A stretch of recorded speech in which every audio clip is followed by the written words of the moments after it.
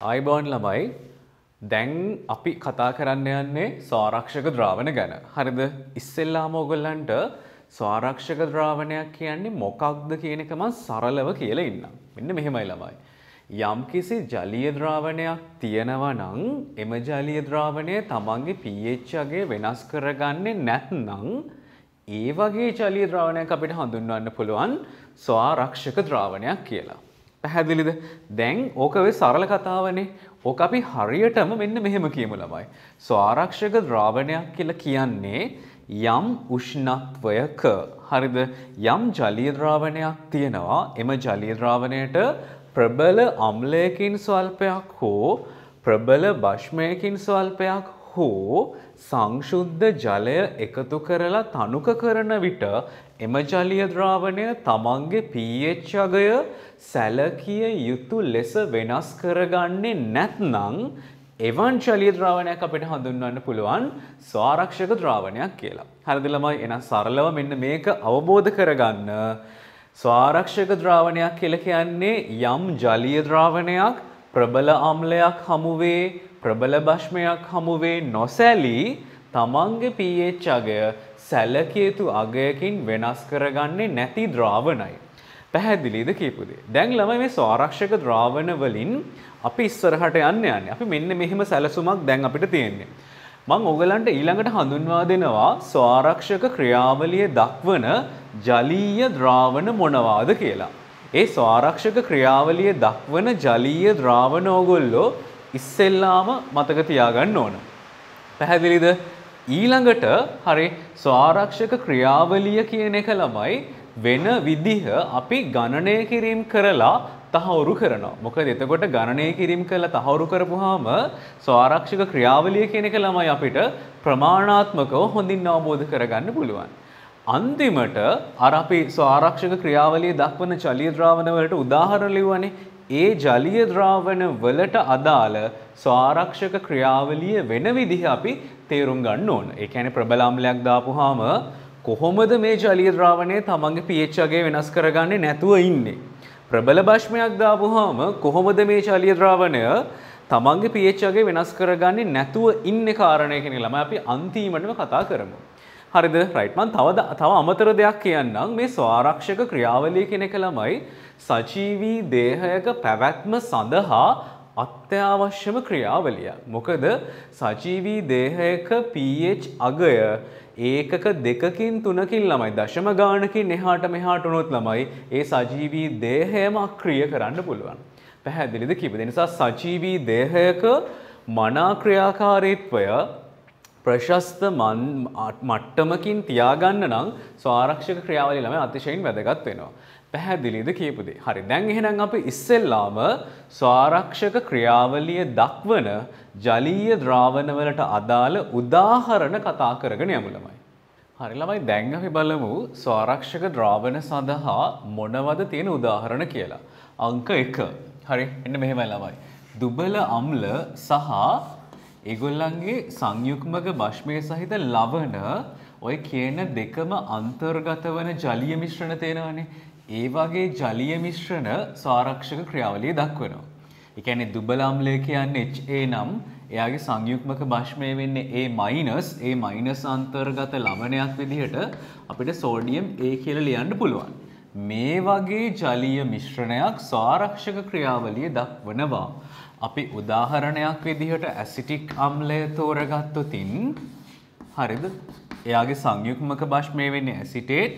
එහෙමනම් ඇසිටේට් සහිත ලවණය අපිට මෙහෙම ලියන්න පුළුවන්. එහෙමනම් ඇසිටික් අම්ලයත් සෝඩියම් ඇසිටේටුත් එකට ඉන්න ජලීය මිශ්‍රණයට ස්වාරක්ෂක ක්‍රියාවලිය දක්වන්න පුළුවන්. හරිද? රයිට්. දැන් ළමයි දුබල අම්ල පැත්තෙන්නේ දුබල බෂ්ම පැත්තෙනුත් මේ විදිහටම ස්වාරක්ෂක ක්‍රියාවලිය දක්වන ජලීය මිශ්‍රණ හදාගන්න පුළුවන්. හරිද? උදාහරණයක් විදිහට අපි දුබල බෂ්මය ලෙස ඇමෝනියා තෝරගත්තොතින් එයාගේ සංයුග්මක අම්ලය වෙන්නේ ඇමෝනියම් 4+ එක. ඇමෝනියම් 4+ අන්තර්ගත ලවණයේ විදිහට අපිට ඇමෝනියම් ක්ලෝරයිඩ් ලියන්න පුළුවන්. එහෙනම් ඇමෝනියා සහ ඇමෝනියම් ක්ලෝරයිඩ් වලින් සමන්විත ජලීය ද්‍රාවණයක් ස්වාරක්ෂක ක්‍රියාවලිය දක්වනවා. හරිද? අංක 3. ඔයගලන්ට මතකද ළමයි දුබල අම්ලයක් සහ දුබල භෂ්මයක් වන හරිද ඇසිටික් අම්ලයත් ඇමෝනියා අතර ප්‍රතික්‍රියාවෙන් ලැබෙන ඇමෝනියම් ඇසිටේට් ඇමෝනියම් ඇසිටේට් කියලා කියන්නේත් ස්වාරක්ෂක ක්‍රියාවලිය දක්වන්න පුළුවන් ජලීය ද්‍රාවණයක්. හරිද? දුබල ඕක මෙන්න මෙහෙම මතක තියාගන්න. දුබල අම්ලයකුයි හරිද දුබල භෂ්මයකුයි එකිනෙක ප්‍රතික්‍රියා කරලා සාදන්නා වූ ලවණය ස්වාරක්ෂක ක්‍රියාවලිය දක්වනු ලබනවා. පැහැදිලිද? එහෙනම් මේ විදිහට හැදිලා තියෙන ඇමෝනියම් ඇසිටේට් ජලීය ද්‍රාවණයට ස්වාරක්ෂක ක්‍රියාවලිය දක්වන්න පුළුවන්. රයිට්? හරි. ඊට අමතරව ළමයි අපිට හම් වෙනවා මෙන්න මේ විදිහේ සංයෝග. මම සංයෝගය ඇඳලාම එයාගේ නම ලියන්නම්. හරි. මෙතන තියෙනවා කාබොක්සිල් කාණ්ඩයක්. මෙතන තියෙනවා කාබොක්සිල් කාණ්ඩයක්. හැබැයි මෙතන තිබෙච්ච එක අයින් වෙලා මෙතන දැන් තියෙන පොටෑසියම් එකක්. මෙයාව අපිට හඳුන්වන්න පුළුවන් පොටෑසියම් හයිඩ්‍රජන් ටෙරිතැලේට් කියලා. හරිද ළමයි? මේ වගේ සංයෝගත් ස්වාරක්ෂක ක්‍රියාවලිය දක්වනවා. මේ වගේ සංයෝග ස්වාරක්ෂක ක්‍රියාවලිය දක්වන ආකාරය අපි ඉස්සරහට කතා කරමු. දැනට මතක තියාගන්න මෙන්න මෙහෙම එකම සංයෝගයක කාබොක්සිල් කාණ්ඩයකුත් ඒ සංයෝගයම තවත් තැනක කාබොක්සිල් කාණ්ඩයක H එකක් අයින් වෙලා පළවෙනි කාණ්ඩයේ ලෝහ කැටායනයක් ඇවිල්ලා සම්බන්ධ වෙලා ලවණයක ස්වරූපයෙන් ඉන්නවා නම් එවන් සංයෝගයකට ස්වාරක්ෂක ක්‍රියාවලිය දක්වන්න පුළුවන්. හරිද? මේ විදිහේ තවත් සංයෝගයක් තියෙනවා ළමයි පොටෑසියම් හයිඩ්‍රජන් තැලේට් කියලා. එතනත් බෙන්සීන්ට කාබොක්සිල් කාණ්ඩයක් සම්බන්ධයි. අනෙක් පැත්තෙන් කාබොක්සිල් කාණ්ඩයක H එක අයින් වෙලා පොටෑසියම් ප්ලස් සම්බන්ධ වෙලා තියෙනවා. පැහැදිලිද? හරි. ඊළඟට ළමයි සජීවී දේහයක ස්වාරක්ෂක ක්‍රියාවලිය පවත්වගෙන යන්න උදව් කරන තවත් සංයෝගයක් ඉන්නවා ඇමයිනෝ අම්ල. හරිද? ඇමයිනෝ අම්ලයක තියෙන විශේෂත්වය තමයි එකම කාබන් පරමාණුවකට කාබොක්සිල් කාණ්ඩයකුත් ඒ කාබන් පරමාණුවටම NH2 කාණ්ඩයකුත් සම්බන්ධ නම් එවන් සංයෝග අපිට හඳුන්වන්න පුළුවන් ඇමයිනෝ අම්ල කියලා. හරිද? මේ සංයෝගයේ තියෙන විශේෂත්වය තමයි එකම සංයෝගයක හරිද එක කොටසක් තුල දුබල අම්ලයකට හේතු වෙච්ච කාබොක්සිල් කාණ්ඩයක් තියෙනවා. ඒ කාබනික සංයෝගයම ළමයි තවත් කොටසක දුබල භාෂ්මික බවට හේතු වෙන NH2 කොටසක් තියෙනවා. ඉතින් මෙන්න මේ වගේ සංයෝගයකට පුළුවන් ස්වාරක්ෂක ක්‍රියාවලිය දක්වන්න. ඒවා හැම වෙන්න හැටි ළමයි අපි අන්තිමට කතා කරමු. දැනට මතක තියාගන්න සජීවී දේහයක ස්වාරක්ෂක ක්‍රියාවලිය පවත්වගෙන යන්න උදව් වෙනවා ඇමයිනෝ අම්ල. ඇමයිනෝ අම්ලයක තියෙන විශේෂත්වය එකම කාබන් පරමාණුවකට කාබොක්සිල් කාණ්ඩයකුත් NH2 කාණ්ඩයකුත් සම්බන්ධයි. හරිද? ඊළඟට සජීවී දේහයක ස්වාරක්ෂක ක්‍රියාවලිය පවත්වගෙන යන්න උදව් කරන තවත් සංයෝග ළමයි ඉන්නවා. එක්කෙනෙක් තමයි බයිකාබනේට් සහ කාබනික් අම්ල පද්ධතිය. ඕක එකක්. හරිද? අනෙක් එක තමයි බයිෆොස්ෆේට් H2PO4 1- සමග ෆොස්ෆරික් අම්ල මිශ්‍රණය. හරිද? මෙන්න මේ ජලීය පද්ධති හේතු වෙනවා සජීවී දේහයක සජීවී පද්ධතියක ස්වාරක්ෂක ක්‍රියාවලිය පවත්වගෙන යන්න. පැහැදිලිද? හරි. එහෙනම් දැන් ස්වාරක්ෂක ක්‍රියාවලිය කියන එකෙන් ළමයි අපි අදහස් කරන්නේ සරලව කිව්වොතින් pH අගය නොවෙනස්ව පවත්වා ගැනීමයි කවුරු හමුවේද? ප්‍රබල අම්ල හමුවේ සහ ප්‍රබල භෂ්ම හමුවේ. හරිද? දැන් ළමයි අපි ඉස්සෙල්ලා මෙන්න මෙහෙම කරමු. මෙන්න මේ දුබල අම්ලයක් සහ එහි ලවණය අන්තර්ගත වන ජලීය ද්‍රාවණයක pH අගය හොයලා ප්‍රබල අම්ලයකින් ස්වල්පයක් දාලා අපි ඊට පස්සේ pH අගය හොයමු. ඊට පස්සේ අපි තහවුරු කරමු මේ pH අගයන් දෙකේ සැලකිය යුතු වෙනසක් සිද්ධ වෙන්නේ නැහැ කියලා.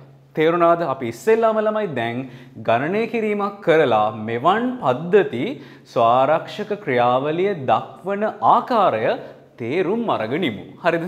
හරි. ළමයි මෙහෙම ප්‍රශ්නයක් දීලා තියෙනවා ඉස්සෙල්ලාම. සෙල්සියස් 25 දී ඝන සෙන්ටිමීටර් 500ක ජලීය ද්‍රාවණයක් තියෙනවා. මේ ජලීය ද්‍රාවණය තුළ ඇසිටික් අම්ලය සහ සෝඩියම් ඇසිටේට් ඉන්නවා. ඒ දෙන්නගේ සාන්ද්‍රණ පිළිවෙලින් 0.1 0.2 මවුල ඝන ඩෙසිමීටරයට වෙනවා. අපෙන් ඉස්සෙල්ලාම අහනවා මෙන්න මේ ජලීය ද්‍රාවණයේ pH අගය මොකක්ද කියලා. හරිද? ඊට පස්සේ රෝමාංක දෙකෙන් අහනවා ඔය ජලීය ද්‍රාවණයට ප්‍රබල අම්ලයක් වන HCl වලින් එයාගේ සාන්ද්‍රණය 0.1යි එයාගෙන් ඝන සෙන්ටිමීටර් 10ක් එකතු කරාට පස්සේ pH අගය කීයද කියලා. දැන් අපි ළමයි පොඩි තියරි පොයින්ට් එකක් කියලා මේ දන්නවනේ. දුබල අම්ලයකුයි එයාගේ ලවණයකුයි අන්තර්ගත ජලීය ද්‍රාවණයකට ස්වාරක්ෂක ක්‍රියාවලිය දක්වන්න පුළුවන්. එහෙනම් HCl එකතු කරන්න කලින් තිබ්බ pH අගයයි HCl එකතු කරාට පස්සේ තියෙන pH අගය ළමයි ඉතා ආසන්නව සමාන වෙන්න ඕන. දැන් අපි ගණනය කිරීමක් කරලා එම ක්‍රියාවලිය එහෙම වෙන බව ළමයි පෙන්නලා දෙමු. රයිට්? හරි. එහෙනම් දැන් අපි ඉස්සෙල්ලාම රෝමාංක 1ට අදාළව මෙන්න මේ ජලීය ද්‍රාවණයේ pH අගය හොයමු. දුබල අම්ලයකුයි එයාගේ ලවණයකුයි අන්තර්ගත ජලීය ද්‍රාවණයක් නම් මොකක්ද අපිට දාන්න පුළුවන් සමීකරණයේ pH හොයන්න? මතක් කරන්න බලන්න. අපිට දාන්න පුළුවන් හෙන්ඩර්සන් සමීකරණය. එහෙනම් ළමයි අපි මෙන්න මේ ආරම්භක ජලීය පද්ධතියට හෙන්ඩර්සන් සමීකරණය දාමු. pH සමානයි pKa එකතු කිරීම ලඝු 10 පාදය. හරිද? උඩින් ඉන්නේ ලවණය වන CH3COO Na. හරිද? පල්ලෙහෙන් ඉන්නේ CH3COOH කියන දුබල අම්ලයේ සාන්ද්‍රණය. හරිද? දැන් ඇසිටික් වල Ka අගය කීයද? ඇසිටික් වල Ka අගය සමානයි 1.8 වැඩි කිරීම 10^5. එතකොට Ka අගය පාවිච්චි කරලා pK අගය හොයන්න කියලා කිව්වොත් අපි කරන්න ඕන Ka අගයේ ඍණ ලඝු 10 පාදය අගය ගන්න. එහෙනම් හරි අපි pK අගය හොයමු ඇසිටික් අම්ලයේ කරන්න ඕන ඍණ ලඝු 10 පාදයේ Ka අගය දාගන්න. ඇසිටික් වල Ka අගය සමානයි 1.810 ඍණ 5යි. හරිද? ඊළඟට ලඝු 10 පාදයේ මෙතන. සෝඩියම් ඇසිටේට් වල සාන්ද්‍රණය කීයද? 0.2යි මවුල ඝන ඩෙසිමීටරයට. හරිද? ඊළඟට ඇසිටික් අම්ලයේ සාන්ද්‍රණය කීයද? 0.1යි මවුල ඝන ඩෙසිමීටරයට. රයිට්. දැන් මේක ළමයි අපි සුළු කරමු. මෙතන 10 ඍණ 5 ඍණ 1න් වැඩි කරොතින් 5ක් වෙනවා. මෙතන තියෙන ඍණ ලකුණ මෙතනින් දාගන්න. ඊළඟට ලඝු 10 පාදය අපි හොයන්න ඕන 1.8 නේ. 1.8 නම් 0.0 කියලා දාලා 18 ලඝු හොයාගන්න. ඒකේ අගය ළමයි වෙනවා 25යි 53ක්. හරිද? ඊළඟට ලඝු 10 පාදය මෙතනින් ළමයි ඉතුරු වෙන්නේ මොකක්ද? මේ දශම ස්ථානට මේ දශම ස්ථානේ කැපුවොත් දෙකක් වෙනවා. එහෙමනම් ලඝු 10 පාදය දෙකක් වෙනවා. හරිද? රයිට්. දැන් අපි සුළු කරමු. 5න් අඩු කරන්න 0.25යි 53. එහෙනම් 10න් 3ක් ගියොතින් 7ක් වෙනවා. 9න් 5ක් 4ක් වෙනවා. 9න් 5ක් 4ක් වෙනවා. 9න් 2ක් 7ක් වෙනවා. මෙතන 5න් එකක් ගියපු නිසා 4ක් වෙනවා.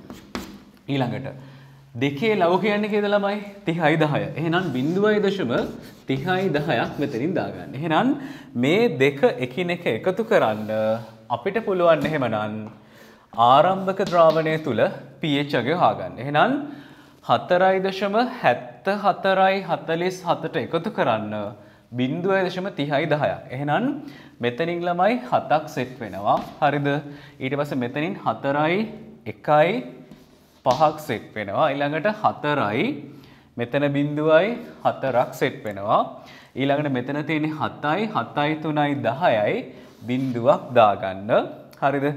ඊළඟට මෙතන 4යි අර ඉතුරු එකත් එක්ක ළමයි 5ක් වෙනවා. එහෙනම් මෙන්න HCl එකතු කරන්න කලින් මේ ජලීය ද්‍රාවණය තුල pH අගය. පැහැදිලිද කියපු දේ? දැන් අපි HCl එකතු කරාට පස්සේ pH අගය ළමයි හොයමු. හරි ළමයි දැන් අපි රෝමාංක දෙකට සෙට් වෙමු. මෙහෙමයි කතාව දැන්. එකතු කරන්න ළමයි HCl නේ. HCl කියලා කියන්නේ ප්‍රබල අම්ලයක්. හැබැයි යාගෙන් එකතු කරන්න ළමයි ඝන සෙන්ටිමීටර් 10ක් වගේ අර 500ට සාපේක්ෂව ළමයි පොඩි පරිමාවක්. හරිද?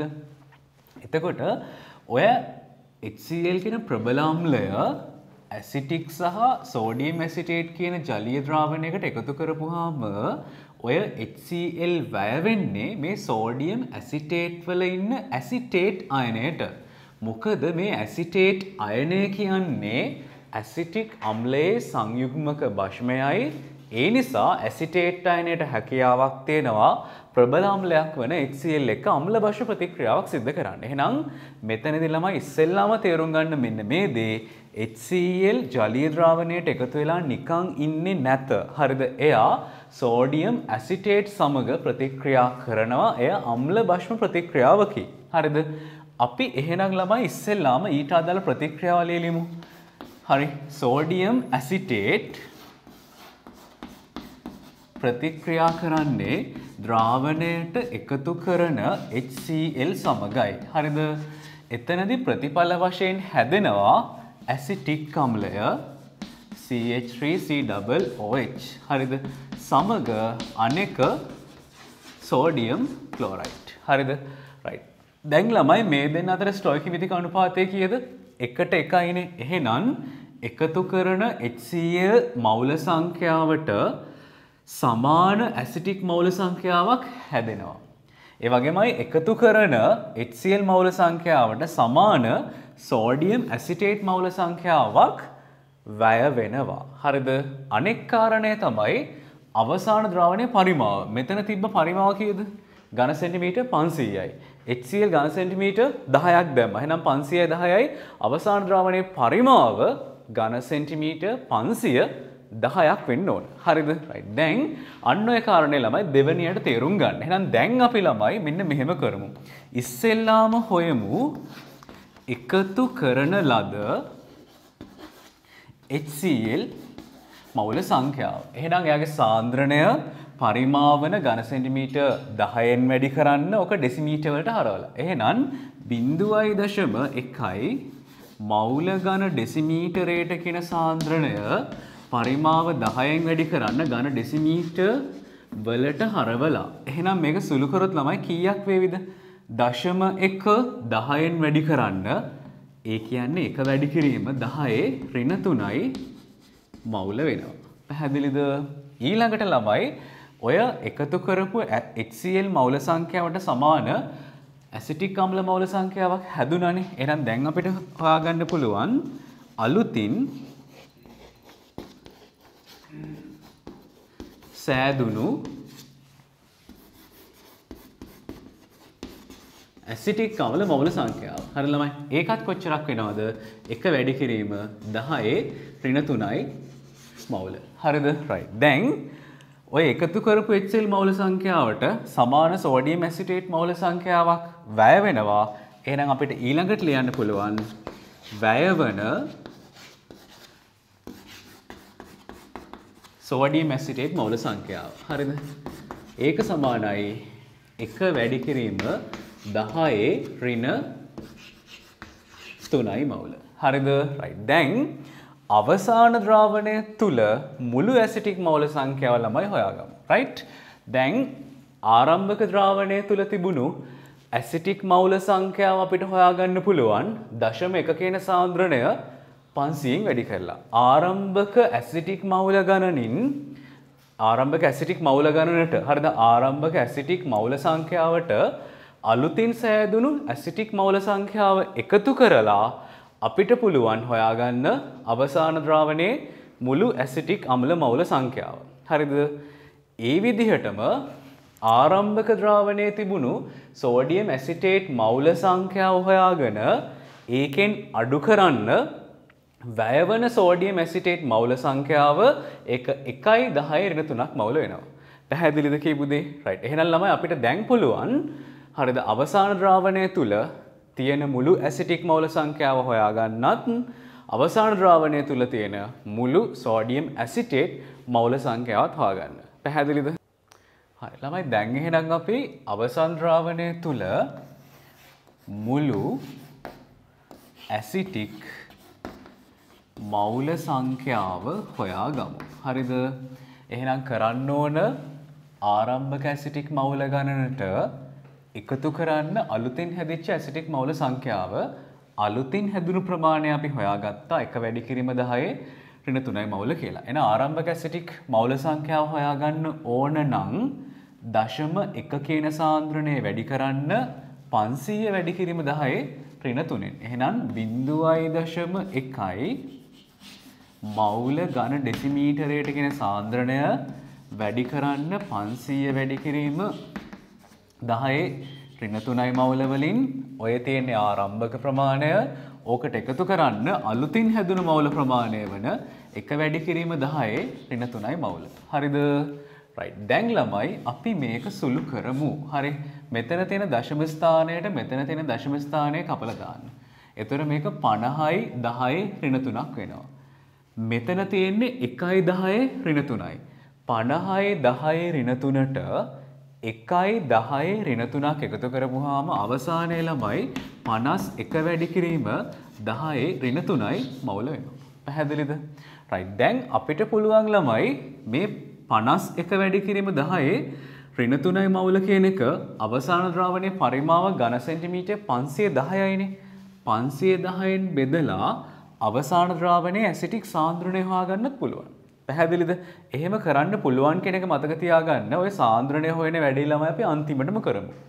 right. ඊළඟට මේ විදිහටම අපි හොයමු අවසාන ද්‍රාවණය තුල මුළු සෝඩියම් ඇසිටේට් මවුල සංඛ්‍යාව.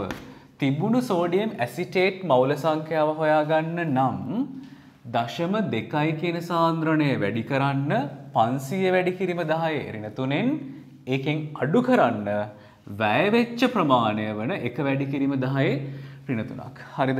එහෙනම් ආරම්භක මවුල සංඛ්‍යාව හොයන්න නම් 0.2යි මවුල ඝන ඩෙසිමීටරයට කියන සාන්ද්‍රණය වැඩි කරන්න 500 වැඩි කිරීම 10 ඍණ 3යි ඝන ඩෙසිමීටර වලින්. හරිද? ඕකෙන් අඩු කරන්න වැය වෙන ප්‍රමාණය 1යි 10යි ඍණ 3යි මවුල. හරිද? right. දැන් ළමයි සුළු කරමු. මේ දශම ස්ථානයට මේ දශම ස්ථානය කපලා දාන්න. 50ව දෙකක් කියන්නේ කීයද? 100යි. 100යි 10යි ඍණ 3ෙන් අඩු කරන්න 1යි 10යි ඍණ 3ක්. ඒ කියන්නේ කොච්චරක්ද? 99යි 10යි ඍණ 3යි මවුල. හරිද? එහෙනම් ඔන්න අපි දැන් හොයාගත්තා HCl එකතු කළාට පස්සේ අවසාන ද්‍රාවණය තුල ඔය අවසාන ද්‍රාවණයේ සමස්ත පරිමාව කීයද? ඝන සෙන්ටිමීටර් 510යි. හරිද? ඇසිටික් මවුල සංඛ්‍යාව 51 වැඩි කිරීම 10 ඍණ 3යි කියලා. සෝඩියම් ඇසිටේට් මවුල සංඛ්‍යාව 99 වැඩි කිරීම 10 ඍණ 3යි මවුල කියලා. මේ දෙන්නම ළමයි ඉන්නේ එකම V total පරිමාවකනේ. ඒ නිසා අපි හෙන්ඩර්සන් සමීකරණයට දැම්මොතින් අර මවුල සංඛ්‍යාව පරිමාවෙන් බෙදනවා කියලා V total එතන තියෙන අනුපාතයක් නිසා V total ළමයි ලස්සනට කැපිලා යනවා. ඒ නිසා මෙතෙන්ට මේ මවුල සංඛ්‍යාව හොයාගත්තට පස්සේ එකම ද්‍රාවණයක ඉන්න නිසා හෙන්ඩර්සන් සමීකරණයත් අපි දාන්න ලෑස්ති වෙලා ඉන්න නිසාත් හරිද සාන්ද්‍රණ හොය ඉන්න එපා. V total එක ළමයි පල්ලෙහෙන් කැපිලා යනවා. පැහැදිලිද? දැන් එහෙනම් ළමයි මේ මවුල සංඛ්‍යා සලකමින් සාන්ද්‍රණ ආදේශ කරනවයි කියලා හිතේ තියාගෙන හෙන්ඩර්සන් සමීකරණය ලියලා අපි ආදේශ කරගෙන ගිහිල්ලා pH අගය හොයාගමු. හෙන්ඩර්සන් සමීකරණය කියන්නේ pH සමානයි pKa එකතු කිරීම ලඝු 10 පාදය උඩින් දාන්න පුළුවන් අපිට සෝඩියම් ඇසිටේට් වල සාන්ද්‍රණය පල්ලෙහෙන් දාන්න පුළුවන් අපිට ඇසිටික් අම්ලයේ සාන්ද්‍රණය. හරිද? right.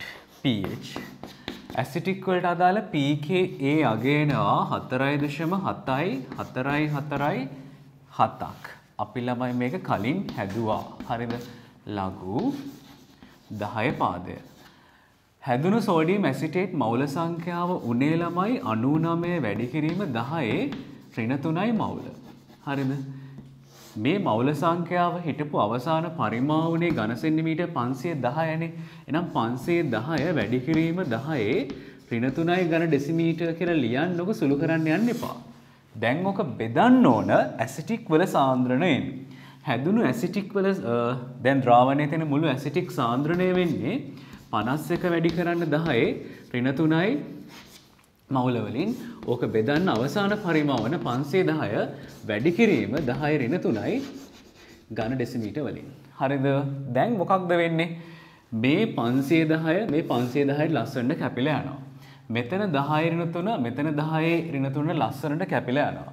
හරි ළමයි නම් pH වගේ සමානයි. මෙතන තියෙන්නේ 4.7යි 4.7. ඔකට එකතු කරන්න ලඝු 10 පාදයේ 99 බෙදන්න 51කින් 99 51කින් බෙදපුවාම ළමයි අපිට එනවා 1.94.1.2. හරිද? එහෙනම් අපි කරන්න ඕන දැන් 1.94.1.2 ලඝු හොයාගන්න 1 නිසා ළමයි 0.0 කියලා දාලා 19.41 ලඝු වලට යන්න. හරිද? රයිට්. එහෙනම් මේකයි මේ පැත්තෙන් ගමු. හරි. එහෙනම් pH අගය සමානයි. අතන තියෙන්නේ 4.7. ඕකට එකතු කරන්න මෙන්න මේ 1.94.1.2 ලඝු අගය අපිට එනවා 0.288.1 ආසන්නව. එහෙනම් මෙන්න මේ දෙක ළමයි සුළු කරලා අපි එකතු කරලා pH වලට යමු ළමයි.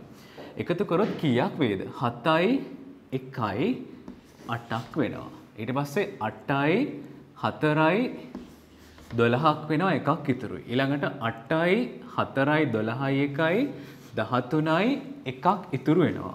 7.2.9යි අර ඉතුරු එකත් එක්ක ළමයි හරියටම 10ක් වෙලා එකක් ඉතුරු වෙනවනේ. ඒ එකයි මේ 4යි හරියටම ළමයි 5ක් වෙනවා. එහෙනම් මෙන්න හරි HCl එකතු කරාට පස්සේ pH අගය. දැන් ළමයි අපි සංසන්දනය කරමු HCl එකතු කරන්න කලින් pH අගයත් HCl එකතු කරාට පස්සේ pH අගයත්. හරි ළමයි දැන් මේ තියෙන්නේ ඇසිටික් සහ සෝඩියම් ඇසිටේට් සහිත ජලීය ද්‍රාවණයට HCl එකතු කරන්න කලින් pH අගය. ඒකේ අගය 5.0යි 4.5.7ක් වෙනවා. හරිද? ඊළඟට HCl එකතු කරාට පස්සේ pH අගය ගණනය කරපුවාම ළමයි 5.0යි 3.2.8ක් වෙනවා. බලන්න pH අගය ළම වෙලා තියෙන වෙනස්කම. මෙතන ළමයි තියෙන ආසන්නතාවය ගත්තොත් වෙනස 0.01කට ළමයි වෙනස් වෙන්නේ එකකින්නේ. ඉතින් බලන්න මේ pH අගයේ වෙනස් වීම ළමයි නොසැලකිය හැරිය හැකි තරම් කුඩායි. මෙන්න මේ දේ තමයි මේ විදිහේ ස්වාරක්ෂක ද්‍රාවණයකින් අපි බලාපොරොත්තු වෙන්නේ. පැහැදිලිද? හරි. එහෙනම් තේරුම් ගන්න මෙන්න මේ දේ ස්වාරක්ෂක ක්‍රියාවලිය කියන එක ළමයි හරිද දක්වන්න පුළුවන් දුබල අම්ලයකුත් එහි ලවණය අන්තර්ගත ජලීය ද්‍රාවණයකටත්. හරිද? රයිට්. එක HCl එකතු කරන්න කලින් pH මෙන්න HCl එකතු කරාට පස්සේ pH මෙන්න. දැන් මෙන්න මේ විදිහටම ළමයි අපිට ගණන් හදලා ඔප්පු කරන්න පුළුවන් දුබල භෂ්මයකුත් එහි සංයුග්මක අම්ලය සහිත ලවණයකුත් සහිත ජලීය මිශ්‍රණයක් ස්වාරක්ෂක ක්‍රියාවලිය දක්වන බව. එතන යන්නෙත් ළමයි ගාන හෙන්ඩර්සන් සමීකරණයෙන්. තේරුණාද කියපු දේ? රයිට්. හරි. දැන් ළමයි මේ ස්වාරක්ෂක ගණනය කිරීම වලින් ඉස්සරහට යද්දී අපිට වැදගත් වෙන තව අනුපාතයක් තියෙනවා ස්වාරක්ෂක අනුපාතය කියලා. ඊළඟට අපිට වැදගත් වෙනවා හරිද ස්වාරක්ෂක ධාරිතාවය කියන මාතෘකාව. පැහැදිලිද කියපේ? දැන් අපි බලමු ස්වාරක්ෂක අනුපාතය කියන්නේ මොකක්ද කියලා.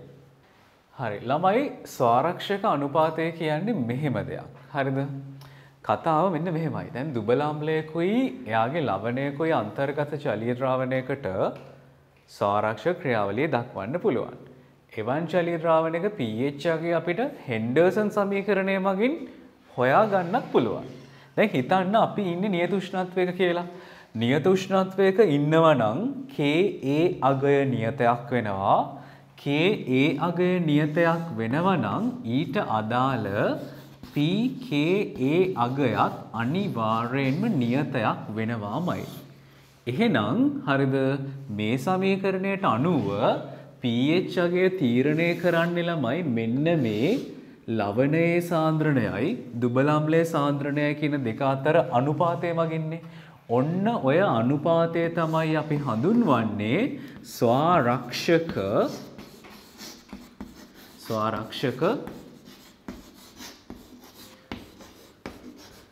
අනුපාතය කියලා. පැහැදිලිද කියපු දේ? දැන් කතාවල මෙන්න මෙහෙමයි. දැන් ස්වාරක්ෂක ක්‍රියාවලිය දක්වන්නේ යම් නිශ්චිත pH අගයකදී. දැන් මෙන්න මේ දුබල අම්ලය සහ එයාගේ ලවණය අන්තර්ගත ජලීය ද්‍රාවණයට ඒගොල්ලන්ට හිතුණු pH අගයන් වලට ගිහිල්ලා ස්වාරක්ෂක ක්‍රියාවලිය දක්වන්න බෑ. එහෙම හැකියාවක් ඒගොල්ලන්ට නෑ ළමයි. පැහැදිලිද? එතකොට ස්වාරක්ෂක ක්‍රියාවලිය දක්වන නිශ්චිත pH අගයක් තියෙනවා. ඒ නිශ්චිත pH අගය තීරණය කරන්නේ මෙන්න මේ අනුපාතය මගින්. එහෙනම් දුබල අම්ලයකුයි එයාගේ ලවණය අන්තර්ගත ජලීය ද්‍රාවණයකුයි කියන මිශ්‍රණය සලකන විට ලවණයේ සාන්ද්‍රණය දුබල අම්ලයේ සාන්ද්‍රණයට දරන අනුපාතය තමයි අපි හඳුන්වන්නේ ස්වාරක්ෂක අනුපාතය කියලා. පැහැදිලිද? හරි. එහෙනම් මේත් එක්කම ළමයි අර කියපු කාරණයක් අවබෝධ කරගන්න දුබල අම්ලයක් සහ එහි ලවණය අන්තර්ගත ජලීය මිශ්‍රණයකට ඒගොල්ලන්ට හිතුණු pH අගයන් වලට ගිහිල්ලා ස්වාරක්ෂක ක්‍රියාවලිය දක්වන්න බෑ. පැහැදිලිද? ඒගොල්ලන්ට නිශ්චිත pH අගයක් සහ නිශ්චිත pH පරාසයක් තියෙනවා ස්වාරක්ෂක ක්‍රියාවලිය දැක්විය හැකි. ඔන්න ඔය නිශ්චිත pH අගයත් හරිද ස්වාරක්ෂක ක්‍රියාවලිය දක්වන්න පුළුවන් pH පරාසයත් කියන එක තීරණය කරන්නේ මෙන්න මේ අනුපාතය මගින්. මෙන්න මේ අනුපාතය තමයි අපි හඳුන්වන්නේ ස්වාරක්ෂක අනුපාතය කියලා. හරිද? හරි. දැන් අපි එහෙනම් බලමු දුබල අම්ලයක් සහ එහි ලවණය අන්තර්ගත ජලීය මිශ්‍රණයක් ස්වාරක්ෂක ක්‍රියාවලිය දක්වන නිශ්චිත pH අගයක් තියෙනවද? හරිද? සහ pH පරාසයක් තියෙනවද? මොන වගේ පරාසයන් වලදීද ඒගොල්ලෝ ඒ විදිහේ ස්වාරක්ෂක ක්‍රියාවලිය දක්වන්නේ? සහ මොනවද ඒවට තියෙන සීමාවන්? පැහැදිලිද? හරි ළමයි දැන් කියලා දෙන්න යන්නේ ස්වාරක්ෂක ක්‍රියාවලිය හා සම්බන්ධ වැදගත්ම තියරි පොයින්ට්ස් තුනක්. දැන් අපේ ස්වාරක්ෂක ද්‍රාවණය වෙන්නේ දුබල අම්ලයක් සහ එහි ලවණය අන්තර්ගත ජලීය මිශ්‍රණයක් වන HA සහ සෝඩියම් A සහිත ජලීය ද්‍රාවණයයි. හරිද? මෙන්න මේ ජලීය ද්‍රාවණය තමන්ගේ ස්වාරක්ෂක ක්‍රියාවලිය දක්වන ප්‍රශස්තම pH අගය තියෙනවනේ. ප්‍රශස්තම pH අගයේදී ජලීය ද්‍රාවණය තුල දුබල අම්ලයේ සාන්ද්‍රණයත් හරිද ලවණයේ සාන්ද්‍රණයත් එකිනෙකින් සමාන වෙනවා. හරිද? ඊළඟ කතාව තමයි මෙවන් ජලීය ද්‍රාවණයක් තමන්ගේ ස්වාරක්ෂක ක්‍රියාවලිය දක්වන උපරිම pH අගයේදී ලවණයේ සාන්ද්‍රණයත් දුබල අම්ලයේ සාන්ද්‍රණයත් හරිද අතර අනුපාතය ළමයි හරියටම 10ට එකක් වෙනවා. රයිට්? හරි. දැන් ඕකේ අනිත් පැත්ත. ස්වාරක්ෂක ක්‍රියාවලිය දක්වන අවම pH අගයක් තියෙනවනේ. අවම pH අගයේදී ලවණයේ සාන්ද්‍රණය දුබල අම්ලයේ සාන්ද්‍රණයට දරන අනුපාතය ළමයි හරියටම 1:10ක් වෙනවා. රයිට්? හරි. දැන් ළමයි අපි මෙහෙම කරමු. හරිද? දුබල අම්ලයකුත් එයාගේ ලවණයත් අන්තර්ගත ජලීය ද්‍රාවණයක්. ස්වාරක්ෂක ක්‍රියාවලිය දක්වන ප්‍රශස්ත pH අගය හොයමු සහ ස්වාරක්ෂක ක්‍රියාවලිය දක්වන උපරිම pH අගය හොයමු. මේ අනුපාතය සලකමින් ස්වාරක්ෂක ක්‍රියාවලිය දක්වන අවම pH අගය හොයමු. පැහැදිලිද? හරි. ළමයි දැන් අපි එහෙනම් ස්වාරක්ෂක ක්‍රියාවලිය දක්වන ප්‍රශස්ත pH අගය හොයමු. ස්වාරක්ෂක ක්‍රියාවලිය දක්වන ප්‍රශස්ත pH අගයේදී හරි ලවණයේ සාන්ද්‍රණයයි දුබල අම්ලයේ සාන්ද්‍රණයයි එකිනෙකින් සමානයි. මේ සාන්ද්‍රණ දෙක සමාන නම් කැපිලා ගිහිල්ලා ලඝු 10 පාදයේ එකක් වෙනවා. ලඝු 10 පාදයේ එකයි කියලා කියන්නේ බිඳුවක් වෙනවා. එහෙනම් pH අගය ළමයි කොච්චරක් වෙනවද? pH අගය හරියටම pK අගයට සමාන වෙනවා. හරිද? රයිට්. එහෙනම් මෙන්න මේ කාරණය හොඳින් මතක තියාගන්න. දුබල අම්ලයකුයි එහි ලවණය අන්තර්ගත ජලීය ද්‍රාවණයකුයි තමන්ගේ ස්වාරක්ෂක ක්‍රියාවලිය දක්වන ප්‍රශස්තම pH අගයේදී ඒ pH අගය එම දුබල අම්ලයට අදාළ pKa අගයට සමානයි. පැහැදිලිද? හරි. දැන් අපි එහෙමනම් ස්වාරක්ෂක ක්‍රියාවලිය දක්වන උපරිම pH අගය හොයමු. හරි ළමයි දැන් ස්වාරක්ෂක ක්‍රියාවලිය දක්වන උපරිම pH අගයේදී ලවණයේ සාන්ද්‍රණයත් දුබල අම්ලයේ සාන්ද්‍රණයත් අතර අනුපාතය 10ට එකක් නෙවෙන්නේ. එහෙනම් අපි ආදේශ කරලා ඊට අදාළ pH අගය හොයමු. එහෙනම් pH අගය සමානයි pKa එකතු කරන්න. ස්වාරක්ෂක ක්‍රියාවලිය දක්වන උපරිම pH අගයේදී ලවණයේ සාන්ද්‍රණයත් දුබල අම්ලයේ සාන්ද්‍රණයත් අතර අනුපාතය 10ට එකයි. හරිද? ළමයි ලඝු 10 පාදයේ 10 කියලා කිව්වහම ඔය 10 කියන්නේ 10 එකේ බලයනේ. එහෙනම් ලඝු 10 පාදයේ 10ක් කියලා කියන්නේ එකක්ය. එහෙනම් pKa වලට එකතු කරන ළමයි එකක්. හරිද? එහෙනම් මෙන්න දුබල අම්ලයක් සහ එහි ලවණය අන්තර්ගත ජලීය ද්‍රවණයක් තමන්ගේ ස්වාරක්ෂක ක්‍රියාවලිය දක්වන උපරිම pH අගය අපි කරන්න ඕන Ka අගය පාවිච්චි කරලා pKa අගය හොයාගන්න එක. මේ pKa අගයට එකක් එකතු කරන්න එකක් එකතු කරපුවම ළමයි ඒ අගය තමයි හරියටම සමාන වෙන්නේ මේ ජලීය ද්‍රාවණය තමන්ගේ ස්වාරක්ෂක ක්‍රියාවලිය දක්වන උපරිම pH අගයට. හරිද? හරි. දැන් අපි එහෙමනම් ස්වාරක්ෂක ක්‍රියාවලිය දක්වන අවම pH අගය හොයමු. හරි ළමයි දැන් මෙවන් ජලීය මිශ්‍රණයක් ස්වාරක්ෂක ක්‍රියාවලිය දක්වන අවම pH අගයක් තියෙනවනේ. අවම pH අගයේදී ලවණයේ සාන්ද්‍රණයත් දුබල අම්ලයේ සාන්ද්‍රණයත් අතර අනුපාතය 1ට 10ක් වෙනවා. එහෙනම් අපි ඒ අනුපාතය සලකමින් ඊට අදාළ pH අගය හොයමු. pH සමානයි pKa අගයට එකතු කරන්න ලඝු 10 පාදයේ මෙතන ලවණයේ සාන්ද්‍රණයත් දුබල අම්ලයේ සාන්ද්‍රණයත් අතර අනුපාතය 1ට 10යි. 1ට 10යි කියලා කියන්නේ 10 ඍණ 1 බලයක්නේ. 10 ඍණ 1 බලයක් නම් ඒ ඍණ 1 10 ඍණ 1 බලයක් නම් මෙතන සෙට් වෙන ළමයි ඍණ 1ක් එහෙමනම්. රයිට්? එහෙනම් pKa වලින් අඩු කරන්න හරියටම ළමයි කොච්චරක්ද? 1ක්. හරිද? එහෙනම් දුබල අම්ලයක Ka අගය දන්නව නම් එතනින් අපිට pKa අගය හොයාගන්න පුළුවන් නේ. pKa අගයෙන් එකක් අඩු කරන්න ඒක හරියටම සමාන වෙනවා එම දුබල අම්ලය එයාගේ ලවණයක් එක්ක ස්වාරක්ෂක ක්‍රියාවලිය දක්වනකොට ස්වාරක්ෂක ක්‍රියාවලිය දක්වන්න පුළුවන් අවම pH අගය ලෙස. පැහැදිලිද? ළමයි දැන් අපි මේ හා සම්බන්ධ පොඩි සාරාංශයක් හදමු. යම් දුබල අම්ලයක් එයාගේ ලවණයක් එක්ක ස්වාරක්ෂක ක්‍රියාවලිය දක්වද්දී ස්වාරක්ෂක ක්‍රියාවලිය දක්වන ප්‍රශස්ත pH අගය තියෙනවනේ. ප්‍රශස්ත pH අගය හරියටම සමාන වෙන්නේ එයාගේ pKa අගයට. හරිද? ඔය pKa අගයට එකක් එකතු කරපුවාම රයිට් ඕක pKa එකතු කිරීම එක බවට පත් වෙනවා. ඒක තමයි ස්වාරක්ෂක ක්‍රියාවලිය දක්වන උපරිම pH අගය වෙන්නේ. හරිද? ඊළඟට ඔය pKa අගයෙන් එකක් අඩු කරන්න. එතකොට අපිට එනවා pKa අඩු කිරීම එක කියලා. මේක තමයි ස්වාරක්ෂක ක්‍රියාවලිය දක්වන අවම pH අගය වෙන්නේ. හරිද? දැන් ළමයි අපි උදාහරණයක් විදිහට ඇසිටික් අම්ලය මතක් කරගමු. ඇසිටික් කියන දුබල අම්ලයේ Ka අගය උනේ 1.8යි 10 ඍණ 5යි. ඕකේ pKa අගය උනේ 4.74447ක්. හරිද? රයිට්. එහෙනම් ඇසිටික් වල pKa අගය වෙන්නේ 4.74447ක්. හරිද? ඕකට ළමයි එකතු කරන්න එකක් හරියටම එකක් එකතු කරවතින් ළමයි කොච්චරක් වෙනවද? 5.74447ක් වෙනවා. හරිද? ඕකෙන් ළමයි හරියටම එකක් අඩු කරන්න. එතකොට උත්තරේ හරියටම 3.7447ක් වෙනවා. තේරුණාද? මෙන්න මේ 3.7ත් 5.7ක් තියෙනවනේ ළමයි. මෙන්න මේ දෙක අතර pH පරතරය තියෙනවනේ.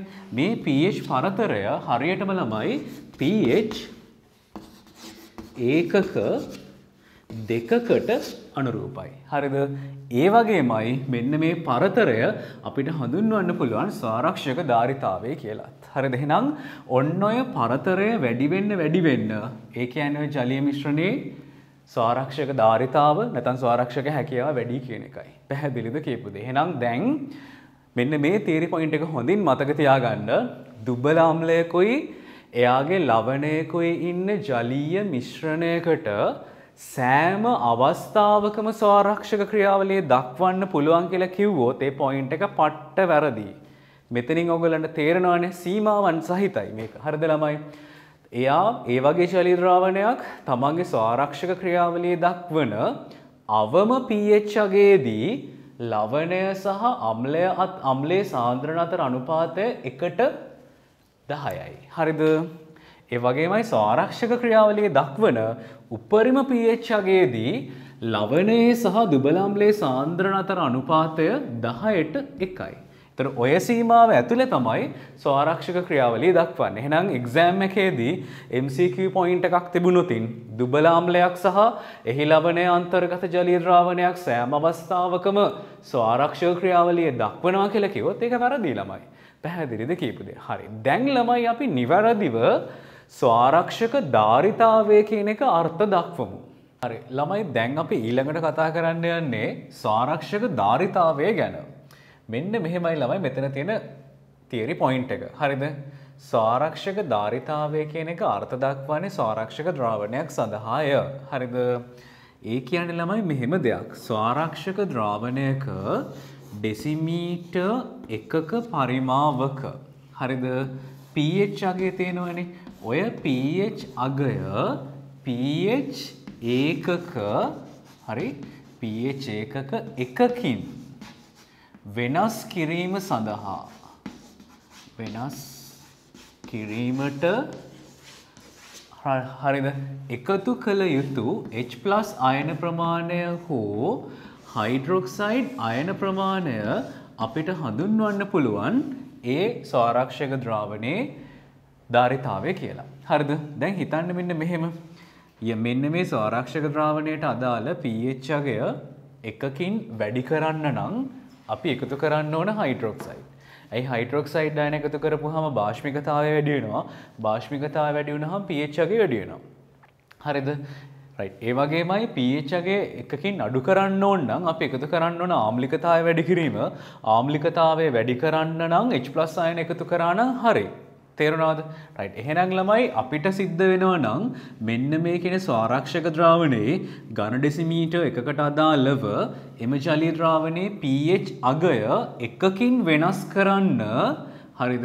වැඩිපුර H+ අයන ප්‍රමාණයක් පාවිච්චි කරන්න. එහෙමත් නැත්නම් වැඩිපුර හයිඩ්‍රොක්සයිඩ් අයන ප්‍රමාණයක් පාවිච්චි කරන්න. ඒ කියන්නේ මෙන්න මේ ස්වාරක්ෂක ද්‍රාවණයේ ස්වාරක්ෂක ධාරිතාවය ඉහළයි. ඒ කියන්නේ වැඩි pH පරාසයක් තුල මේ ද්‍රාවණයට තමගේ ස්වාරක්ෂක ක්‍රියාවලිය දක්වන්න පුළුවන්. පැහැදිලිද කියපු දේ? එහෙනම් ළමයි ස්වාරක්ෂක ධාරිතාවය කියන එක සෛද්ධාන්තික අර්ථ දැක්වීමක්ය. ඒක ඒ විදිහටම මතක තියාගන්න. එහෙනම් අවසාන වශයෙන් මම ස්වාරක්ෂක ධාරිතාවය කියන එක නැවතත් අර්ථ දක්වන්නම් හොඳින් අහගෙන ඉන්න. එහෙනම් මොකකටද අපි දැන් ස්වාරක්ෂක ධාරිතාවය කියන්නේ? යම් නිශ්චිත උෂ්ණත්වයකදී ඩෙසිමීටර් එකක පරිමාවකට අදාළ pH අගය pH ඒකක එකකින් වෙනස් කිරීම සඳහා එකතු කළ යුතු H+ අයන ප්‍රමාණය හෝ හයිඩ්‍රොක්සයිඩ් අයන ප්‍රමාණය අපි හඳුන්වනවා ස්වාරක්ෂක ධාරිතාව කියලා. එතකොට අපි විසින් එකතු කළ යුතු H+ අයන හෝ හයිඩ්‍රොක්සයිඩ් අයන ප්‍රමාණය වැඩි නම් ඒ කියන්නේ ස්වාරක්ෂක ද්‍රාවණයේ ස්වාරක්ෂක ධාරිතාවය ඉහළ බවයි. ඒ කියන්නේ එක හොඳ ස්වාරක්ෂක ද්‍රාවණයක් බවයි. පැහැදිලිද? හරි. දැන් ළමයි අපි ස්වාරක්ෂක ක්‍රියාවලිය දක්වන්න පුළුවන් උදාහරණ මුලින්ම කතා කරානේ. උදාහරණ ජලීය ද්‍රාවණ කීපයක්. අන්න ඒ ජලීය ද්‍රාවණවල ස්වාරක්ෂක ක්‍රියාවලිය ගුණාත්මකව තේරුම් ගමු. ළමයි දැන් අපි ඉස්සෙල්ලාම ඇසිටික් සහ සෝඩියම් ඇසිටේට් ජලීය මිශ්‍රණයේ ස්වාරක්ෂක ක්‍රියාවලිය ගුණාත්මකව තේරුම් ගමු. දැන් වෙන්න ඕන කාරණය වෙන්නේ HCl වගේ ප්‍රබල අම්ලයක් එකතු කරද්දී ඒ ප්‍රබල අම්ලයෙන් ලැබෙන H+ අයන උදාසීනකරණයේ යාන්ත්‍රණයක් මේ ජලීය ද්‍රාවණය තුල තියෙන්න ඕනේ. ඒතර HCl වලින් ලැබෙන H+ උදාසීන වෙනවා නම් ඉන් බලපෑමක් ඇති වෙන්නේ නැහැ. එහෙනම් pH අගය නියතව තියාගන්න පුළුවන්. ඒ වගේමයි අපි මෙන්න මේ ඇසිටික් සහ සෝඩියම් ඇසිටේට් මිශ්‍රණයට සෝඩියම් හයිඩ්‍රොක්සයිඩ් දැම්මොත් ඉන් ලැබෙන හයිඩ්‍රොක්සයිඩ් උදාසීන කිරීමේ යාන්ත්‍රණයක් මේ ජලීය ද්‍රාවණය තුල තියෙන්න ඕන. එහෙම උදාසීන වෙනවා නම් හයිඩ්‍රොක්සයිඩ් වලින් සිදුවන බලපෑම ඊටාම අවම වෙනවා. එහෙනම් pH අගේ සිදුවන වෙනස් වීමත් ළමයි ඊටාම අවම වෙනවා. පැහැදිලිද? හරි. දැන් අපි ළමයි ඉස්සෙල්ලාම බලමු මෙන්න මේ ඇසිටික් සහ සෝඩියම් ඇසිටේට් ජලීය ද්‍රාවණයකට ප්‍රබල අම්ලයක් වන HCl වලින් ස්වල්පයක් ටිකක් එකතු කරද්දී ආව කොහොමද උදාසීන කරන්න කියලා. දැන් HCl එක්ක ප්‍රතික්‍රියා කරන්න පුළුවන් මෙන්න මේ සංයෝග දෙකෙන් කාටද? Sodium acetate. ඇයි ඒ සෝඩියම් ඇසිටේට් වල තියෙන ඇසිටේට් අයනය කියන්නේ ඇසිටික් කියන දුබල අම්ලයේ සංයුග්මක භෂ්මය. පැහැදිලිද? හරි. එහෙනම් ළමයි වෙන්නේ මෙහෙම දෙයක්. HCl එකතු කරනකොට ඒ HCl වලින් ලැබෙන H+ අයන උදාසීන කරනවා මෙන්න මේ සෝඩියම් ඇසිටේට් විසින්. එතනදී සිද්ධ වෙන්නේ අම්ල භෂ්ම ප්‍රතික්‍රියාවකි. හරි. ප්‍රතික්‍රියා කරලා ප්‍රතිඵල වශයෙන් හදනවා ඇසිටික් අම්ලයයි හරිද සෝඩියම් ක්ලෝරයිඩුයි. හරිද? දැන් කෙනෙක්ට අහන්න පුළුවන් ප්‍රශ්නයක් සර් හරි HCl වලින් ලැබෙන H+ නම් උදාසීන වුණා. හැබැයි ඇසිටික් අම්ලය හැදුණනේ. ඇසිටික් කියන්නේ දුබල අම්ලයක්නේ. ළමයි මතක තියාගන්න මේ දේ ඇසිටික් කියන්නේ ආම්ලික සංයෝගයක් තමයි. හැබැයි මනුස්සයා දුබල ආම්ලිකයිනේ. දුබල ආම්ලික නිසා ඇසිටික් දුබල අම්ලය ආංශික විඝටනයෙන් ලබා දෙන H+ අයන සාන්ද්‍රණය ඊටාම කුඩයි. ඒක අපිට නොගෙනිය හැකි තරම් කියලා සලකන්න පුළුවන්. ඒ නිසා ළමයි pH අගයේ සිදුවන වෙනස් වීම නොසලකා හැරිය හැකි. ඒ කියන්නේ pH අගයේ වෙනස් වීම ළමයි අපිට සලකන්න දෙයක් නැත. එහෙනම් ප්‍රබල අම්ල හමුවේ ඇසිටික් සහ සෝඩියම් ඇසිටේට් ද්‍රාවණය ස්වාරක්ෂක ක්‍රියාවලිය දැක්වුවා.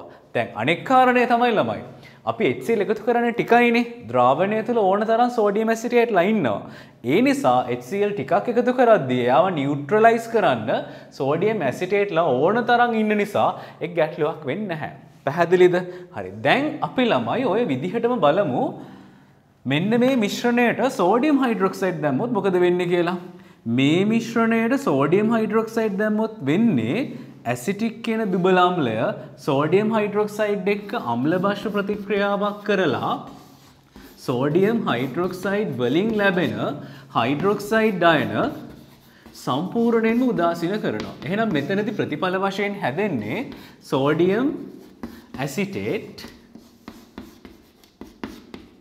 සමග උදාසීන ජලය. පැහැදිලිද කියපු දේ? දැන් ළමයි බලන්න වෙච්ච දේ. සෝඩියම් හයිඩ්‍රොක්සයිඩ් වලින් ලැබෙන හයිඩ්‍රොක්සයිඩ් අයන වැඩිපුර ඉන්න ඇසිටික් අම්ලය මගින් උදාසීන වුණා. එහෙනම් සෝඩියම් හයිඩ්‍රොක්සයිඩ් වලින් ලැබෙන හයිඩ්‍රොක්සයිඩ් අයන නිසා මාධ්‍යයේ භාෂ්මිකතාවයෙහි පැහැදිලි වෙනසක් සිද්ධ වුණේ නැහැ. හරිද ළමයි? හැදුනෙත් ප්‍රතික්‍රියාව සිද්ධ කරලා ඇසිටේට් කියන සංයුග්මක භෂ්මය මෙයාගේ භාෂ්මිකතාවය ඊටාම අඩුයි. මේ නිසා pH අගයෙහි සැලකිය යුතු වෙනසක් සිද්ධ වෙන්නේ නැහැ. එහෙනම් ඇසිටික් සහ සෝඩියම් ඇසිටේට් කියන මිශ්‍රණය ප්‍රබල අම්ලයක් හමුවේ මෙන්ම ප්‍රබල භෂ්මයක් හමුවේ තමන්ගේ ස්වාරක්ෂක ක්‍රියාවලිය දක්වන නිසා මේ වගේ ජලීය ද්‍රාවණයක් අපිට හඳුන්වන්න පුළුවන් පූර්ණ ස්වාරක්ෂක ද්‍රාවණයක් කියලා. පැහැදිලිද කියපු දේ? රයිට්. මේකේ ළමයි තව කතාවක් තියෙනවා. ජලය එකතු කරොත් මොකද වෙන්නේ? හිතන්න මෙන්න මෙහෙම අපි ජලය යම්කිසි V පරිමාවක් එකතු කරනවා. ජලය යම්කිසි V පරිමාවක් එකතු කරොතින් අවසාන පරිමාව වෙන්නේ ළමයි V total නේ. තේරුණාද? දැන් ජලය එකතු කරා කියලා හරි ඇසිටික් වල මවුල සංඛ්‍යාවවත් සෝඩියම් ඇසිටේට් වල මවුල සංඛ්‍යාවත් වෙනස් වෙනවද? නැහැ. එහෙනම් අපි හෙන්ඩර්සන් සමීකරණය දිහා බලමු. pH සමානයි pKa එකතු කිරීම ලඝු 10 පාදය. උඩින් ඉන්නේ ලවණයයි සෝඩියම් ඇසිටේට්, පල්ලෙහෙන් ඉන්නේ ඇසිටික් කියන දුබල අම්ලයයි. දැන් ළමයි මේ සෝඩියම් ඇසිටේට් වලයි ඇසිටික් වලයි මවුල සංඛ්‍යාව වෙනස් වෙන්නේ නැත්නම් ඒ මවුල සංඛ්‍යා එහෙම්මම ඉන්නවා නම් n1 n2 කියලා මේගොල්ලන්ගේ සාන්ද්‍රණ හොයන්න ඕන නම් අපි බෙදන්න ඕන අවසාන මුළු පරිමාවෙන්නේ. ඒ කියන්නේ v total නේ. මොකද වෙන්නේ v total කැපිලා යනවා. ඉතින් මේ අනුපාතය වෙනස් වෙනවද? නෑ. ඉතින් ජලය එකතු කළා තනුක කළා කියලා මෙන්න මේ ස්වාරක්ෂක අනුපාතයෙහි වෙනසක් සිද්ධ වෙන්නේ නැත්නම් pH එක වෙනස් වෙයිද? නැත. එහෙනම් ළමයි මේ වගේ ජලීය ද්‍රාවණයකට ජලය එකතු කරලා තනුක කරත් pH එකේ වෙනසක් සිද්ධ වෙන්නේ නැහැ. හේතුව ස්වාරක්ෂක අනුපාතයට හානියක් සිද්ධ නොවුන නිසා. right? හරිනම් තේරුම් ගන්න මෙන්න මේ දේ. දුබල ආම්ලයකුයි එහි ලවණයයි අන්තර්ගත ජලීය ද්‍රාවණයක් ස්වාරක්ෂක ක්‍රියාවලිය දක්වනවා. මේක පූර්ණ ස්වාරක්ෂක ක්‍රියාවලියක්. හේතුව ප්‍රබල අම්ල හමුවේ මෙන්ම ප්‍රබල භෂ්ම හමුවේ නොසැලී තමන්ගේ pH එක නොවෙනස්ව තියා ගන්නවා. පැහැදිලිද? හරි. දැන් අපි බලමු දුබල භෂ්මයකුයි එයාගේ ලවණයකුයි අන්තර්ගත ජලීය ද්‍රාවණයක ස්වාරක්ෂක ක්‍රියාවලිය. හරි. ළමයි දැන් අපි ඇමෝනියා සහ ඇමෝනියම් ක්ලෝරයිඩ් එකට ඉන්න ජලීය මිශ්‍රණයේ ස්වාරක්ෂක ක්‍රියාවලිය තේරුම් ගමු. දැන් කතාව මෙන්න මෙහෙමයි. මෙන්න මේ ජලීය ද්‍රාවණයට HCl එකතු කරපුවාම එකතු කරන ළමයි ටිකයිනේ. මේ මාධ්‍ය තුල ඕන තරම් ඇමෝනියා ඉන්නවා. HCl වලින් ලැබෙන H+ අයන උදාසීන කරනවා මාධ්‍යයේ වැඩිපුර ඉන්න ඇමෝනියා විසින්. එතකොට වෙන්නේ අම්ල භෂ්ම ප්‍රතික්‍රියාවක් ප්‍රතිඵල විදිහට හදන්නේ ඇමෝනියම් ක්ලෝරයිඩ්. මේ ඇමෝනියම් ක්ලෝරයිඩ් වල ඉන්න ඇමෝනියම් 4+ කියලා කියන්නේ සංයුග්මක අම්ලයක්නේ. හැබැයි ඇමෝනියම් 4+ වල ආංශික විඝටනය නොගෙනිය හැකි තරම් කුඩයි. මේ නිසා ළමයි HCl වලින් එකතු කරපු H+ අයන ඇමෝනියා හමුවේ උදාසීන වුණා. HCl ගේ H+ අයන විසින් ආම්ලිකතාවය කෙරෙහි ඇතිවෙන්න ගිය බලපෑම ඊටාම අවම වෙනවා. හැදුණු ඇමෝනියම් 4+ කියලා කියන සංයුග්මක අම්ලයත් ඊටා දුබල ආම්ලිකයි. ඉතින් එතනින් ලැබෙන H+ අයන ප්‍රමාණයත් නොගෙනිය හැකි තරම් කුඩයි. එහෙනම් අපිට සලකන්න පුළුවන් මේ ජලීය ද්‍රාවණය තුල pH එකේ සැලකිය යුතු වෙනසක් සිද්ධ වුණේ නැහැ කියලා. පැහැදිලිද? එහෙනම් ළමයි ඇමෝනියම් ක්ලෝරයිඩ් සහ ඇමෝනියා කියන ජලීය මිශ්‍රණය ප්‍රබල අම්ල කෙරෙහි ස්වාරක්ෂක ක්‍රියාවලිය දක්වනවා. තේරුණාද? හරි. දැන් අපි බලමු මේ ජලීය මිශ්‍රණයට සෝඩියම් හයිඩ්‍රොක්සයිඩ් කියන ප්‍රබල භෂ්මය දාලා මොකද වෙන්නේ කියලා. සෝඩියම් හයිඩ්‍රොක්සයිඩ් වලින් ලැබෙන හයිඩ්‍රොක්සයිඩ් අයන ඇමෝනියම් ක්ලෝරයිඩ් වල ඇමෝනියම් 4+ විසින් උදාසීන වෙනවා. එතනදි වෙන්නේ ළමයි මෙන්න මෙහෙම දෙයක්. ඇමෝනියම් ක්ලෝරයිඩ් ප්‍රබල භෂ්මයක් වන සෝඩියම් හයිඩ්‍රොක්සයිඩ් සමග අම්ල භෂ්ම ප්‍රතික්‍රියාවක් සිද්ධ කරලා උදාසීන සෝඩියම් ක්ලෝරයිඩ්ද ඇමෝනියාද සහ උදාසීන ජලයද ප්‍රතිඵල වශයෙන් ලැබෙනවා. හදනවා. හරිද?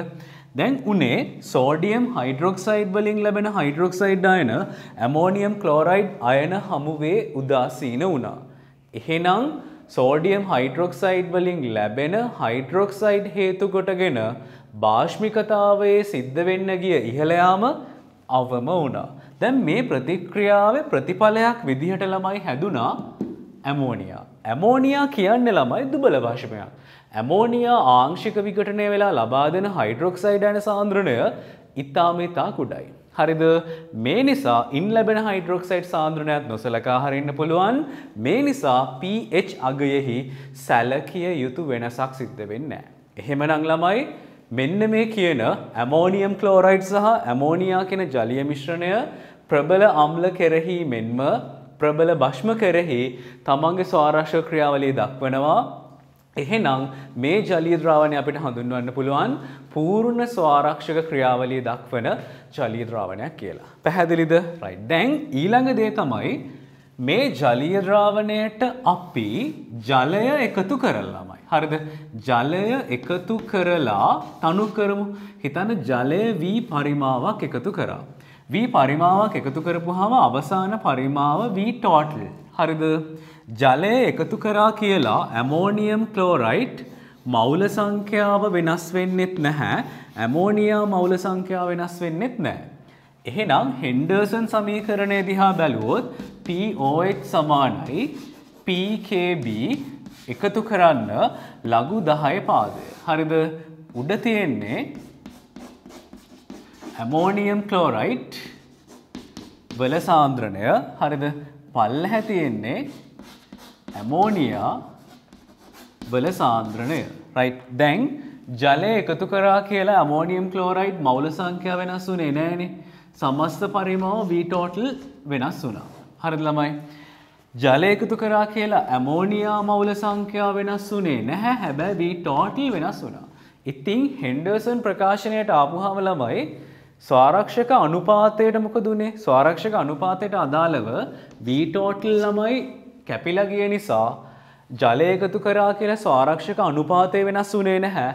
ස්වාරක්ෂක අනුපාතය වෙනස් වෙන්නේ නැත්නම් උෂ්ණත්වය නිසා PKB අගය නියතයක් නම් POH අගය නියතයක්. එහෙනම් උෂ්ණත්වය නියත විට POH අගයත් නියතව තියෙනවා නම් pH අගයත් නියතයක්. පැහැදිලිද? එහෙනම් හොඳින් තේරුම් ගන්න මෙන්න මේ දේ. ඇමෝනියා ඇමෝනියම් ක්ලෝරයිඩ් කියන මිශ්‍රණය ප්‍රබල අම්ල හමුවේ මෙන්ම ප්‍රබල භෂ්ම හමුවේ තමන්ගේ ස්වාරක්ෂක ක්‍රියාවලිය දක්වනවා විතරක් නෙමෙයි ජලය එකතු කරලා තනුක කරද්දි තමන්ගේ ස්වාරක්ෂක ක්‍රියාවලිය එහෙම් පිටින්ම තියාගන්නවා. පැහැදිලිද කියපු දේ? රයිට්? හරි. ළමයි ඊළඟට අපි බලමු ඇමෝනියම් ඇසිටේට් ජලීය ද්‍රාවණයක පූර්ණ ස්වාරක්ෂක ක්‍රියාවලිය. ළමයි ඔක්කොටම කලින් බලන්න මෙන්න මේ ඇමෝනියම් ඇසිටේට් හැදිලා තියෙන්නේ කාගෙන්ද කියලා. ඇමෝනියම් ඇසිටේට් කියන ලවණය හැදිලා තියෙන්නේ ඇසිටික් කියන දුබල අම්ලයෙන් සහ ඇමෝනියා කියන දුබල භෂ්මයෙන්. හරිද? මේ දෙන්න අතර අම්ල භෂ්ම ප්‍රතික්‍රියාවක් සිද්ධ වෙලා එහි ප්‍රතිඵලයක් විදිහට තමයි ඇමෝනියම් ඇසිටේට් හැදිලා තියෙන්නේ. මේ ඇමෝනියම් ඇසිටේට් වල තියෙනවා ඇසිටේට් අයනය එයා සංයුග්මක භෂ්මයක් ප්‍රබල අම්ල සමග පහසුවෙන් ප්‍රතික්‍රියා කළ ප්‍රබල අම්ල උදාසීන කරනවා.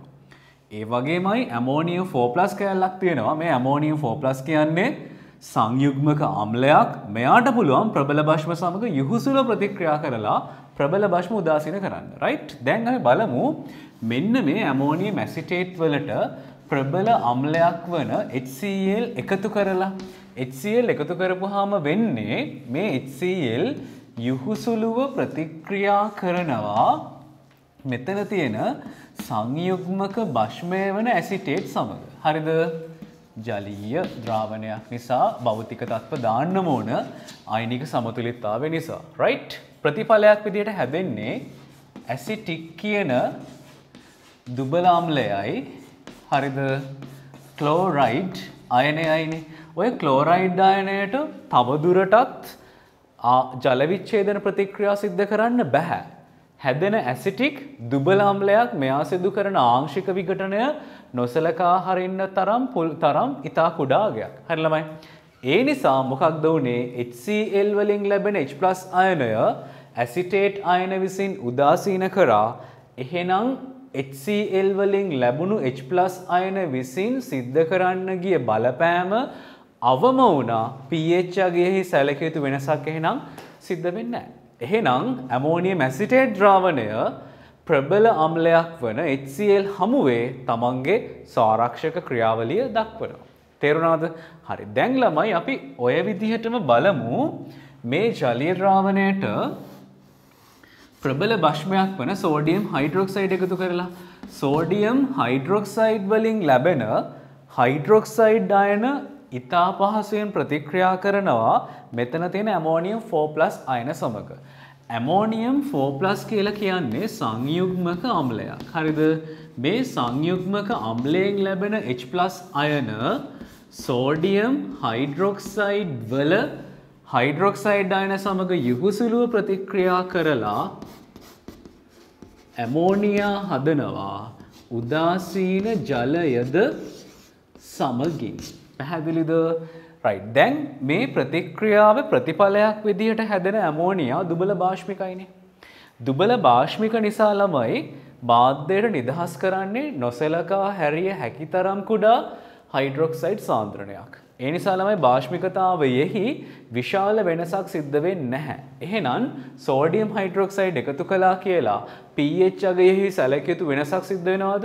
නැහැ. එහෙනම් ඇමෝනියම් ඇසිටේට් ද්‍රාවණය සෝඩියම් හයිඩ්‍රොක්සයිඩ් වගේ ප්‍රබල භාෂ්මයක් හමුවේදීත් තමන්ගේ ස්වආරක්ෂක ක්‍රියාවලිය දක්වනවා. පැහැදිලිද? එහෙමනම් ඇමෝනියම් ඇසිටේට් කියලා කියන්නේ පූර්ණ ස්වආරක්ෂක ද්‍රාවණයක්. ඇයි අපි එහෙම කියන්නේ? ප්‍රබල අම්ලයක් හමුවේ මෙන්ම ප්‍රබල භාෂ්මයක් හමුවේ තමන්ගේ ස්වආරක්ෂක ක්‍රියාවලිය දක්වනවා නම් එම ස්වආරක්ෂක ද්‍රාවණය අපිට හඳුන්වන්න පුළුවන් පූර්ණ ස්වආරක්ෂක ද්‍රාවණයක් කියලා. පැහැදිලිද? හරි. ළමයි දැන් අපි පොටෑසියම් හයිඩ්‍රජන් තැලේට් කියන ජලීය ද්‍රාවණයක ස්වආරක්ෂක ක්‍රියාවලිය තේරුම් ගමු. හරිද? දැන් මේ සංයෝගය දිහා බලපු ගමන්ම ඕගොල්ලන්ට තේරෙන්න ඕන. හරිද?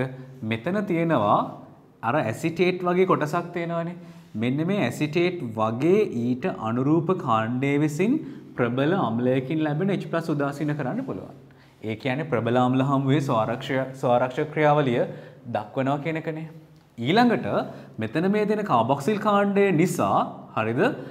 සෝඩියම් හයිඩ්‍රොක්සයිඩ් වගේ ප්‍රබල භාෂ්මයකින් ලැබෙන හයිඩ්‍රොක්සයිඩ් උදාසීන කරන්නත් පුළුවන්. එහෙනම් ප්‍රබල භාෂ්ම හමුවේත් ස්වආරක්ෂක ක්‍රියාවලිය දක්වන්න පුළුවන්. හරි. දැන් ළමයි අපි ඉස්සෙල්ලාම සෝඩියම් හයිඩ්‍රොක්සයිඩ් දාලා බලමු. ඊළඟට HCl දාලා බලමු. කොහොමද ඒ හයිඩ්‍රොක්සයිඩ් ආයන උදාසීන කරන්නේ කියලා සහ H+ උදාසීන කරන්නේ කියලා. right? එහෙනම් හිතන්න වෙන්න මෙහෙම. මේ පොටෑසියම් හයිඩ්‍රජන් තැලේට් වලට අපි සෝඩියම් හයිඩ්‍රොක්සයිඩ් දැම්මොත් සෝඩියම් හයිඩ්‍රොක්සයිඩ් වලින් ලැබෙන හයිඩ්‍රොක්සයිඩ් අයන මේ තියෙන කාබොක්සිල් කාණ්ඩය විසින් උදාසීන කරලා මේක සෝඩියම් ප්ලස් වෙනවා උදාසීන ජලය හදලා. එහෙනම් මොකක්ද මේ උනේ? මෙතන තිබුණා පොටෑසියම් කෑල්ල ඒ විදිහටම ඉන්නවා. උනේ එහෙනම් සෝඩියම් හයිඩ්‍රොක්සයිඩ් වලින් ලැබෙන හයිඩ්‍රොක්සයිඩ් අයන මේ කාබොක්සිල් කාණ්ඩය නිසා උදාසීන වුණා. එබැවින් භාෂ්මිකතාවයෙහි වෙනසක් සිද්ධ වුණේ නැහැ. ඒක නොසලකා හැරිය හැකි තරම් කුඩයි. මේ නිසා pH අගේ වෙනස් වීමත් නොසලකා හැරිය හැකි තරම් කුඩයි. පැහැදිලිද? එහෙනම් පොටෑසියම් හයිඩ්‍රජන් තැලේට් කියලා කියන්නේ ප්‍රබල භාෂ්ම හමුවේ තමන්ගේ ස්වආරක්ෂක ක්‍රියාවලිය දක්වන සංයෝගයක්. හරිද? දැන් අපි ඔය සංයෝගයටම දාමු ළමයි HCl. මොකක්ද වෙන්නේ? HCl දාපුවාම ඉන් ලැබෙන H+ අයන ප්‍රතිග්‍රහණය කරනවා. ප්‍රතිග්‍රහණය කරන්නේ කවුද? මෙන්න මේ අර ඇසිටේට් වගේ ඉන්න ඊට අනුරූප ඇනායන කොටස. හරිද? මෙන්න මේ කාබොක්සිල් කාණ්ඩයට හානියක් වෙන්නේ නැහැ. මේක COOH බවට පත් වෙනවා.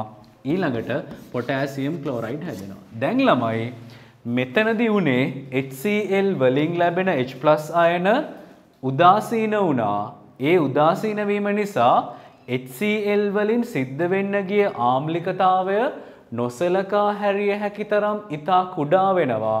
මේ නිසා pH අගයෙහි සැලකිය යුතු වෙනසක් සිද්ධ වෙන්නේ නැහැ. එහෙමනම් ළමයි පොටෑසියම් හයිඩ්‍රජන් තැලේට් කියලා කියන්නේ ප්‍රබල අම්ලයක් හමුවේ මෙන්ම ප්‍රබල භාෂ්මයක් හමුවේ තමන්ගේ ස්වආරක්ෂක ක්‍රියාවලිය දක්වන ජලීය ද්‍රාවණයක්. එහෙනම් මේක අපිට පූර්ණ ස්වආරක්ෂක ද්‍රාවණයක් කියලා හඳුන්වන්න පුළුවන්. පැහැදිලිද? හරි. දැන් ළමයි අපි ඇමයිනෝ අම්ලවල ස්වආරක්ෂක ක්‍රියාවලිය තේරුම් ගමු. right? ඇමයිනෝ අම්ල ගැන බයෝ කරන ළමයි නම් මීට කලින් අහලා ඇති.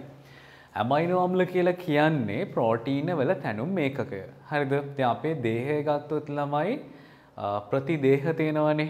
දැන් මේ දවස්වල ගොඩක් කතා වෙනවා මේ COVID-19 වෛරස් එක නිසා.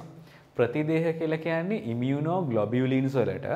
ඒතර ප්‍රතිදේහ කියන ඒවා 100%ක්ම හැදිලා තියෙන්නේ ප්‍රෝටීන වලින්. ඉතින් මේ ප්‍රෝටීන වල තැනුම් ඒකකයක් තමයි මේ තැනුම් ඒකකය වෙන්නේ ඇමයිනෝ අම්ල. ඊළඟට ගත්තොත් එන්සයිම සියල්ල ප්‍රෝටීන. ඒතර ප්‍රෝටීන වල තැනුම් ඒකකය වෙන්නේත් මේ ඇමයිනෝ අම්ල. දැන් කතාව මෙන්න මේකයි ළමයි. ඇමයිනෝ අම්ලයක් දිහා බලපු ගමන්ම ඕගොල්ලන්ට පේනවා ආම්ලික කාබොක්සිල් කාණ්ඩයක් තියෙනවා භාෂ්මික NH2 කාණ්ඩයක් තියෙනවා. මේ ආම්ලික කාබොක්සිල් කාණ්ඩයකට පුළුවන් ප්‍රබල භාෂ්මයකින් ලැබෙන හයිඩ්‍රොක්සයිඩ් උදාසීන කරන්න.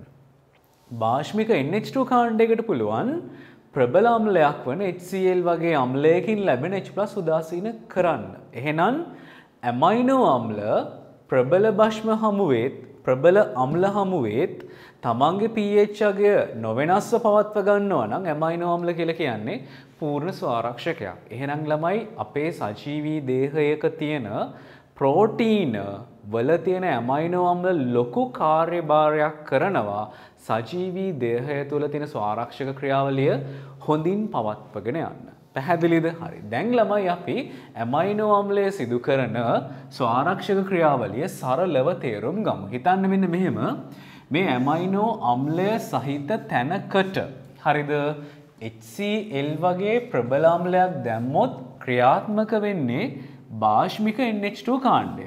එතකොට වෙන්නේ ළමයි මෙන්න මෙහෙම දෙයක්.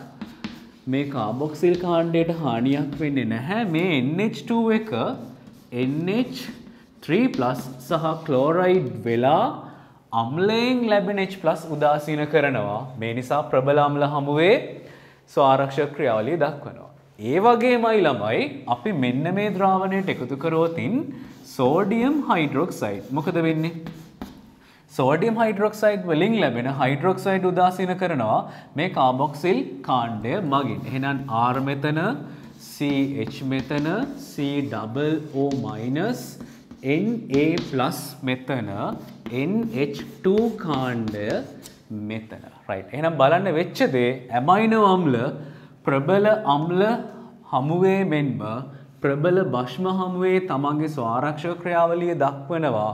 මේ නිසා ඇමයිනෝ අම්ල කියලා කියන්නේ පූර්ණ ස්වාරක්ෂකයක් ලෙස ක්‍රියා කරන සංයෝගයකි. තේරුණාද? හරි. ළමයි අපි ඊළඟට දැනගමු සජීවී දේහයක ස්වාරක්ෂක ක්‍රියාවලිය පවත්වගෙන යන්නේ කවුද කියන එක. හරිද? එක්කෙනෙක් ගැන අපි කතා කරා ළමයි ඒ ඇමයිනෝ අම්ල.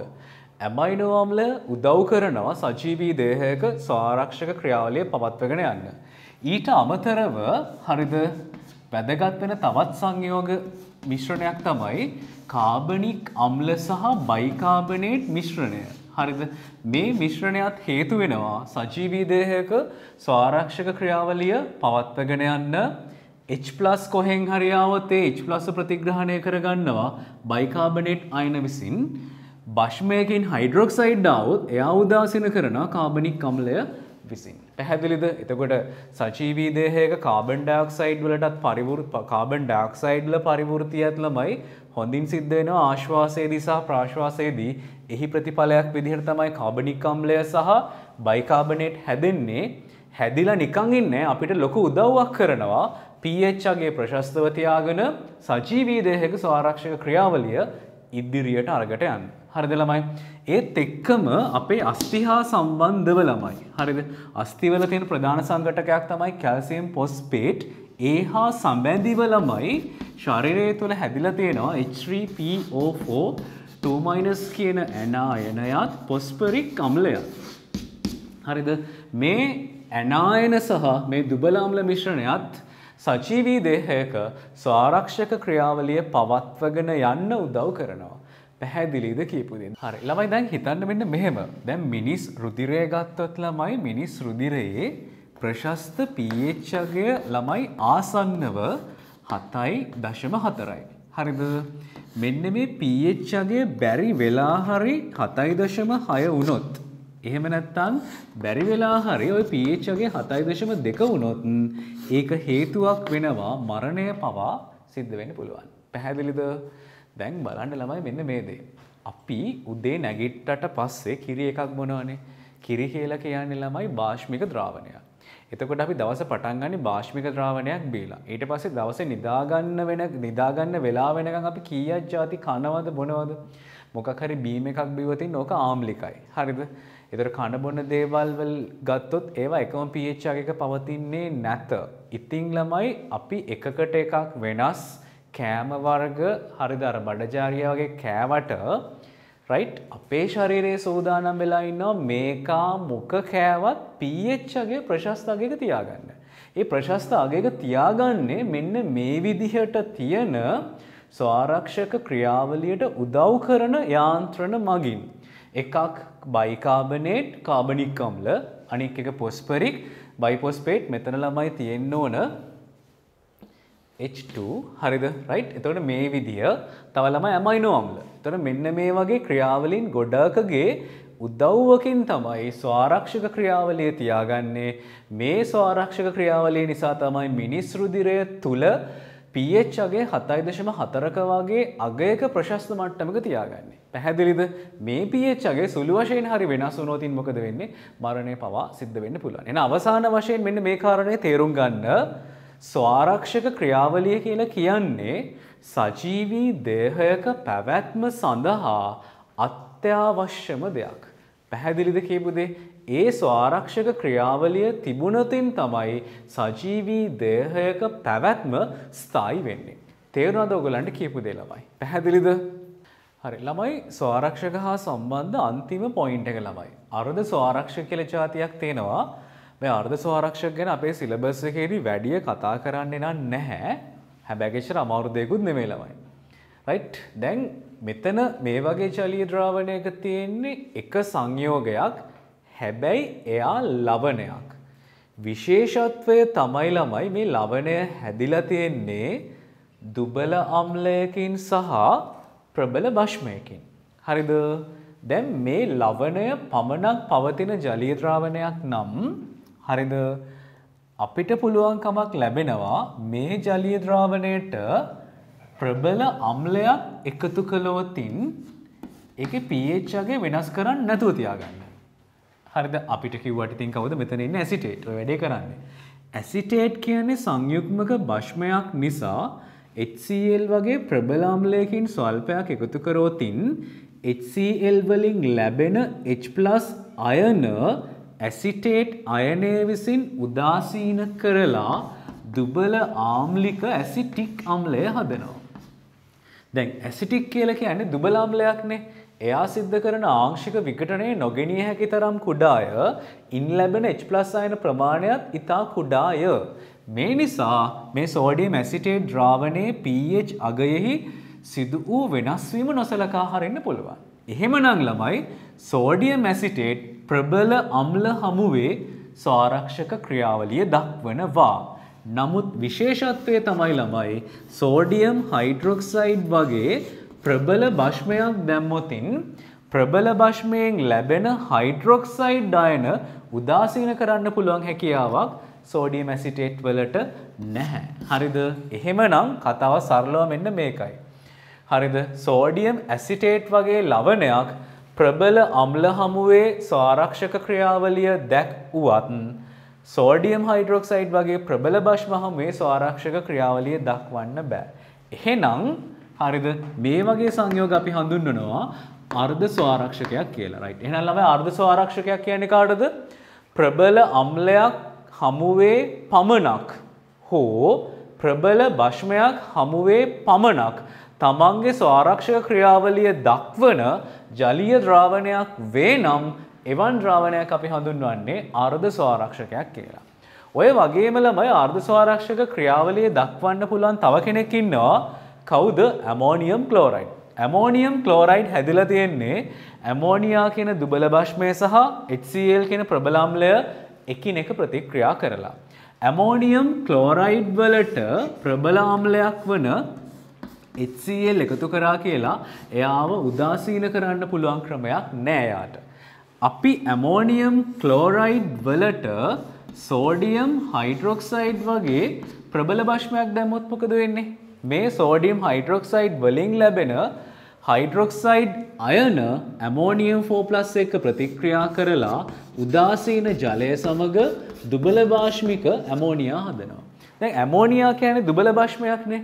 ඇමෝනියා සිදු කරන ආංශික විඝටනය ඉතා කුඩායි. නොසලකා හරින්න පුළුවන්. එහෙනම් ඇමෝනියා වලින් ලැබෙන හයිඩ්‍රොක්සයිඩ් සාන්ද්‍රණය ඉතා කුඩාය. මේ නිසා භාෂ්මිකතාවයෙහි වෙනසක් සිද්ධ වෙනවා නම් ඒක නොසලකා හරින්න පුළුවන්ය. මේ නිසා pH අගයේ සිදුවන වෙනස් වීම නොසලකා හරින්න පුළුවන්. එහෙනම් විශේෂත්වය මොකක්ද දැන්? ඇමෝනියම් ක්ලෝරයිඩ් ස්වාරක්ෂක ක්‍රියාවලිය දැක්වූයේ ප්‍රබල භෂ්ම හමුවේ පමණයි. එයාට ප්‍රබල අම්ල හමුවේ ස්වාරක්ෂක ක්‍රියාවලිය දක්වන්න බෑ. එහෙනම් ඇමෝනියම් ක්ලෝරයිඩ් අපිට හඳුන්වන්න පුළුවන් අර්ධ ස්වාරක්ෂකයක් කියලා. පැහැදිලිද කියපු දේ? රයිට්? හරි. එහෙනම් ළමයි අර්ධ ස්වාරක්ෂකයක් කියන්නේ කාටද? ප්‍රබල අම්ල හමුවේ පමණක් හෝ ප්‍රබල භෂ්ම හමුවේ පමණක් තමන්ගේ ස්වාරක්ෂක ක්‍රියාවලිය දක්වන්න පුළුවන් ද්‍රාවණයක් අපිට හඳුන්වන්න පුළුවන් කවුරු කියලාද? අර්ධ ස්වාරක්ෂකයක් කියලා. තේරුණාද කියපු දේ? හරි. දැන් ළමයි ඊළඟ පොයින්ට් එක. මේ වෙද්දි අපි අයනික සමතුලිතතාවයට අදාළ සිද්ධාන්ත සම්පූර්ණයෙන්ම කතා කරලා ඉවරයි. හරිද? අයනික සමතුලිතතාවය කියලා කියන්නේ කිසිම කෙනෙක් වැඩි අත ගහන්නේ නැති හැමෝම අමාරුයි කියලා බැනුම් අහන පාඩමක්. ඇත්තටම එහෙම කතාවක් නෙමෙයි ළමයි තියෙන්නේ. අයනික සමතුලිතතාවයට අදාළ pH, pOH, pKw කියන මූලික සංකල්ප ටික තේරුම් ගත්තා නම් ද්‍රාවණයක් ආම්ලික වෙන්නේ භාෂ්මික වෙන්නේ කොහොමද කියන එක තේරුම් ගත්තා නම් ඊළඟට දුබල අම්ල ගැන විස්තරාත්මකව ළමයි තියරි පොයින්ට්ස් අවබෝධ කරගත්ත ළමයෙක් නම් එයාට දුබල භෂ්ම ගැන ඉගෙන ගන්න එක nothing ලේසි. ඊට පස්සේ ළමයි හෙන්ඩර්සන් සමීකරණය දාලා බය නැතුව ගාණක් දෙක තුනක් හදාගන්න පුළුවන් නම් මෙන්න මේ සංයුග්මක අම්ල භෂ්ම කතන්දර ස්වාරක්ෂක කතන්දර ලේසියෙන්ම අවබෝධ කරගන්න පුළුවන්. හරිද? ඉතින් ළමයි අයනික සමතුලිතතාවය කියලා කියන්නේ අමාරු පරිච්ඡේදයක් නෙමෙයි. ඒක හරිය ලේසි කොටසක්. විශේෂත්වයේ සමහර ගණන් වලට ගියාම එක ගාණක් හදන්න වැඩි වෙලාවක් යනවා. ඉතින් එක ගාණක් හදන්න වැඩි වෙලාවක් ගියා කියලා ඒ ගානට අමාරුයි කියන එක ළමයි වැරදි. අපිට පුළුවන් නම් ස්පීඩ් එක හදාගන්න. හරිද? ඒ ගාන ලේසියිනේ අපිට. ඉතින් වෙන්න ඕන මෙන්න මේකයි ළමයි.